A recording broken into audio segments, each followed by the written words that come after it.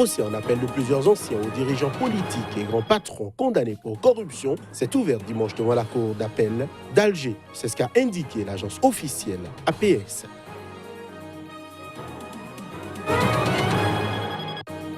En Guinée-Bissau, le président par intérim Cipriano Kassama a renoncé à son poste. Il avait été investi vendredi soir à l'Assemblée par 52 députés, essentiellement du PAIGC.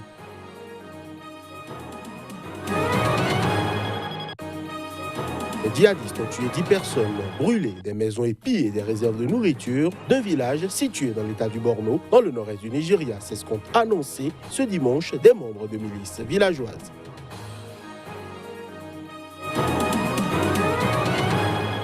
Merci de nous retrouver pour ce nouveau point de l'actualité sur SICA.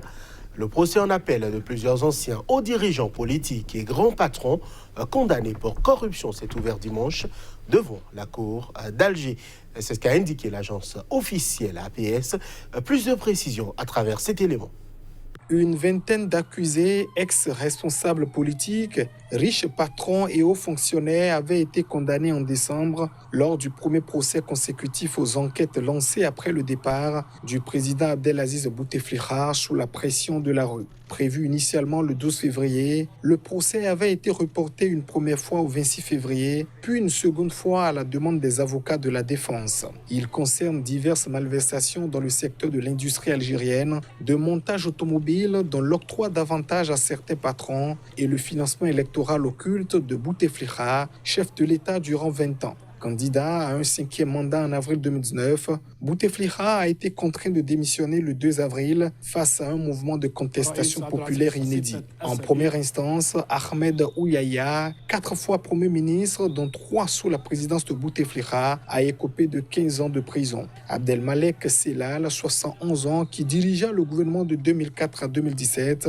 et 4 campagnes électorales de Bouteflika, a été condamné à 12 ans de prison. Dimanche, Ouyaya a rejeté toutes les charges retenues contre lui. Je ne me suis rendu coupable d'aucun abus de fonction. Je n'ai ni reçu de pot de vin, ni blanchi de l'argent, a-t-il dit, ajoutant toutefois avoir oublié de déclarer quelques biens. Sellal a également rejeté les charges à son encontre, appelant à faire comparaître Bouteflika très affaibli depuis son AVC en 2013 comme témoin. En première instance également, d'autres ex-ministres, une ancienne préfète, un ex-président du Forum des chefs d'entreprise et 3 autres riches hommes d'affaires ont écopé de peines plus ou moins lourdes. 5 accusés en fuite ont été condamnés par contumace et ne sont pas rejugés. Et puis la justice algérienne a acquitté ce dimanche Fodil Boumala, opposant et figure du Irak, le mouvement de contestation qui agite l'Algérie depuis plus d'1 an. C'est ce qu'a indiqué un de ses avocats.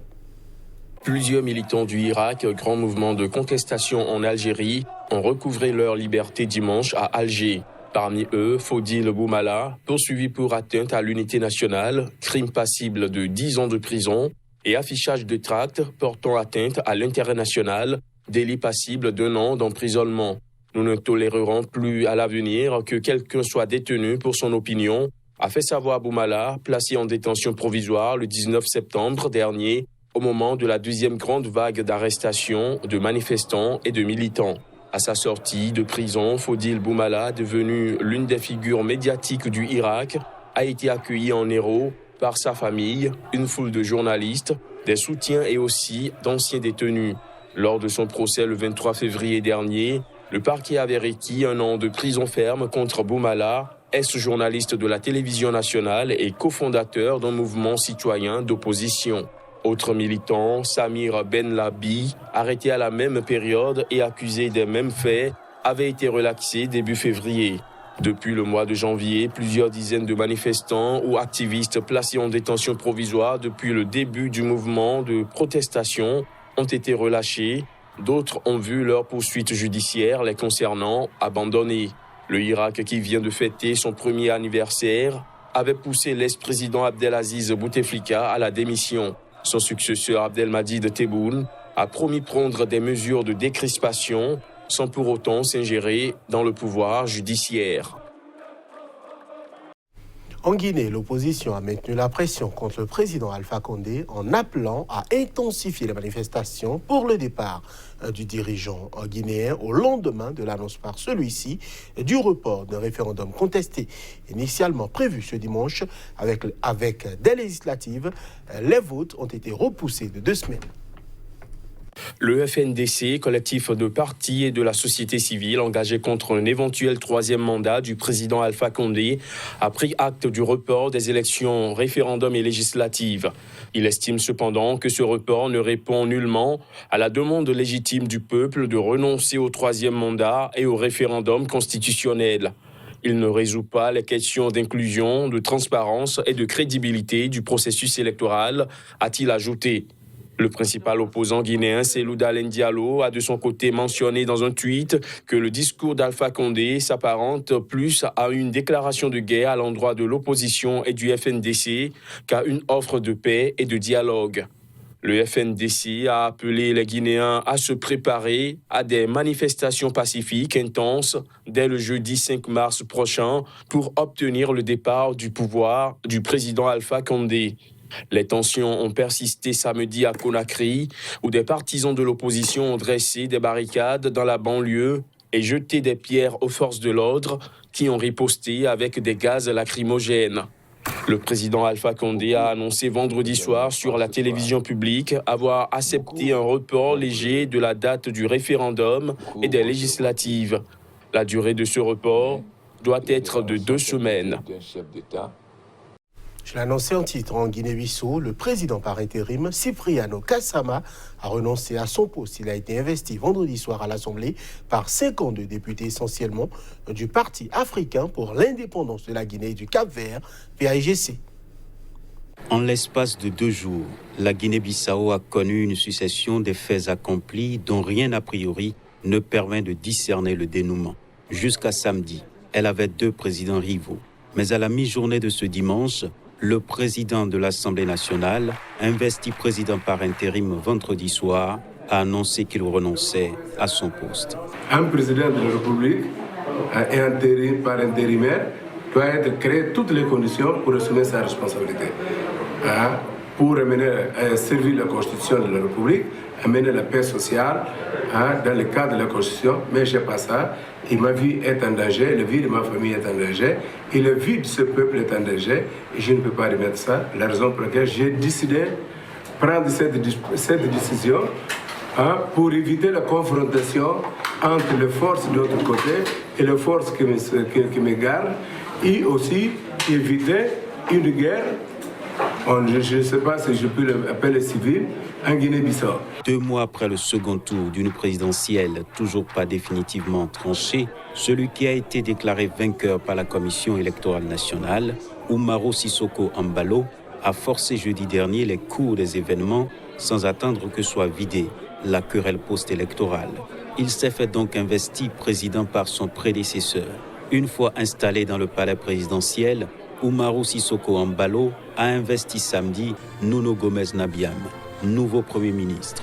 Nomination intervenue la veille, après avoir démis le même jour le Premier ministre Aristide Gomez du PAIGC, reconnu par la communauté internationale.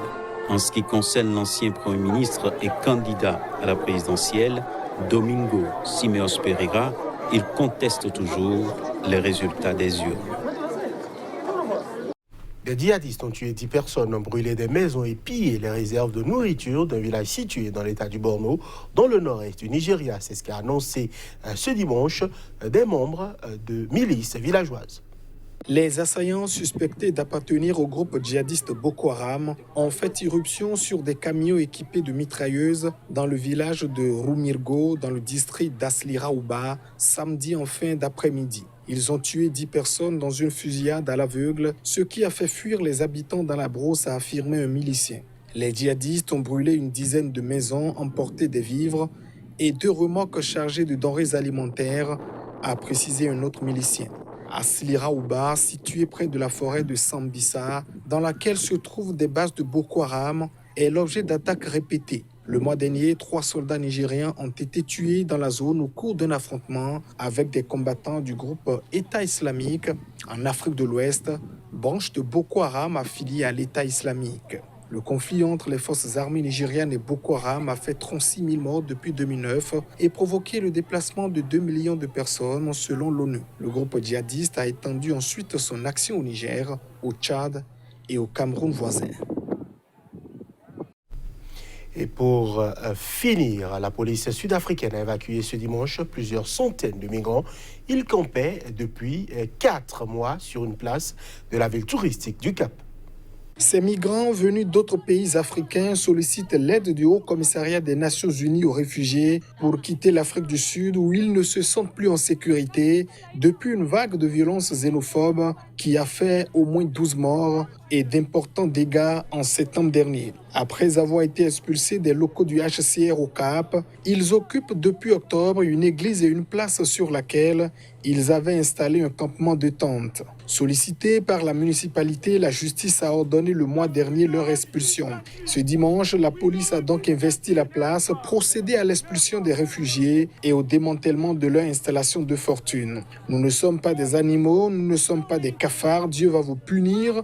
Où est la nation arc-en-ciel, ont crié des migrants en colère. Mais la plupart ont obtempéré sans incident majeur et évacué les lieux au moins provisoirement. Nous n'avons aucun endroit où aller, s'est plainte une mère de 4 enfants. On ne peut pas laisser la situation perdurer car elle a un impact sur le commerce local, a justifié l'élu du Cap chargé de la sécurité. Et on ne peut pas fournir de logements d'urgence aux migrants eu égard aux besoins non satisfaits des Sud-Africains en la matière, a-t-il ajouté. L'Afrique du Sud accueille 268 000 réfugiés et demandeurs d'asile selon le gouvernement. Ils viennent de la plupart de la Somalie, d'Éthiopie, du Zimbabwe, du Nigeria et de la République démocratique du Congo. Première puissance industrielle du continent, l'Afrique du Sud, qui accueille des millions de migrants, est le théâtre régulier de violences xénophobes nourries par le fort taux de chômage, la pauvreté et des inégalités criantes. Et ce sera tout pour ce journal. Merci de l'avoir suivi.